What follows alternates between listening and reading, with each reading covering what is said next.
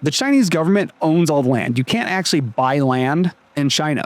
So because of that, they're able to set the prices on the land. And what they did is they made land very cheap for manufacturing and industry and anything commercial. They just had control of it. They didn't have to do eminent domain. It's like, we want to make a school there. Okay, we already own the land. Just put it there. We want to build a railroad. We want, high-speed rail. We want to put a manufacturing plant. We want a cement plant. They could pretty much just say, well, here's the land, and get some people who know about the industry they want and say, do it. And that made industry grow and grow and grow and grow. Now, when it comes to housing, that's a completely different system.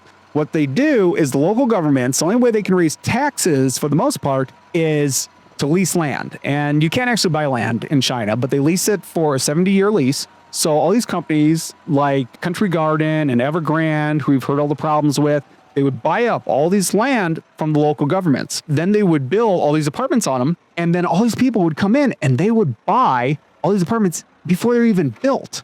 And the price kept going up and up and up and up and up. And sometimes it would take multiple generations just to buy land. But they would do it because for a guy in China to, get in a relationship and get married, it was expected that they're wealthy enough to own a house and they had a car. And these were like very important social aspects. So you would have families take multi-generational wealth just to buy these houses. The problem is they built too many of them and they just built more and more and more and more. And I've heard statistics that there's enough empty houses in China to house twice their population. And it's hard to justify that because we don't really know what the population of China is. And we don't really know, how many houses were actually built. But there's hundreds of thousands of houses that have been started, paid for. People are paying on the loans and they're not completed and the companies are out of business. So this industry is absolutely collapsing. So without the housing industry, the only thing they really have left